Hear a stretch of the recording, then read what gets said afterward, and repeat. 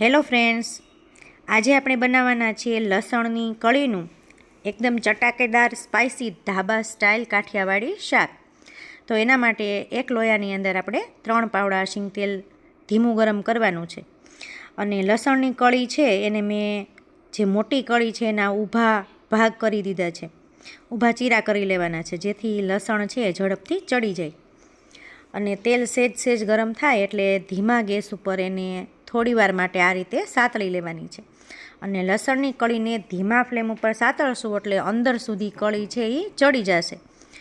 તો એને બ્રાઉન થાય કલર ત્યાં સુધી આપણે એને સાતળવાની છે, પણ ગેસની ફ્લેમ ધીમી રાખવાની છે.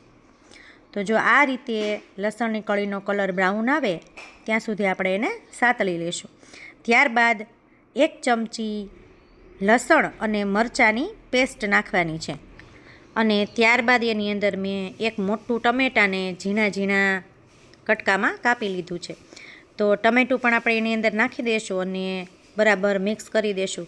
ટમેટું સોફ્ટ થાય ત્યાં સુધી આપણે એને ચડવા દેવાનું છે. તો આ રીતે ગેસની ફ્લેમ ધીમી રાખી અને ચડવા દઈશું. મસાલાની અંદર 2 ચમચી લાલ મરચું, 5 ચમચી હળદર અને અડધી ચમચી મીઠું નાખી અને બરાબર મસાલો મિક્સ કરી થોડીવાર માટે ચડવા દેવાનું છે. ત્યારબાદ સ્વાદ બેલેન્સ કરવા માટે અહીંયા મેં 1 ચમચી ગોળ લીધો છે.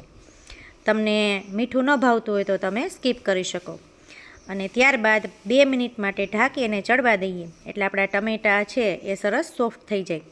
ત્યારબાદ આપણે એની અંદર 1 ચમચી ધાણા જીરું નાખી અને મિક્સ કરી દઈએ અને ઉપરથી કોથમીર નાખી અને ગાર્નિશ કરી દઈએ. તૈયાર છે આપણું એકદમ ચટાકેદાર ઢાબા સ્ટાઇલ કાઠિયાવાડી લસણની કળીનું શાક. તો આ શાક છે એ પરોઠા સાથે અને રોટલી સાથે એકદમ મસ્ત લાગે છે. ગરમા ગરમ રોટલી સાથે સર્વ કરીએ એટલે એકદમ સરસ લાગે છે આ શાક. તમે એક વખત ચોક્કસથી આ રીતે ટ્રાય કરજો, બધાને ખૂબ મજા પડી જશે.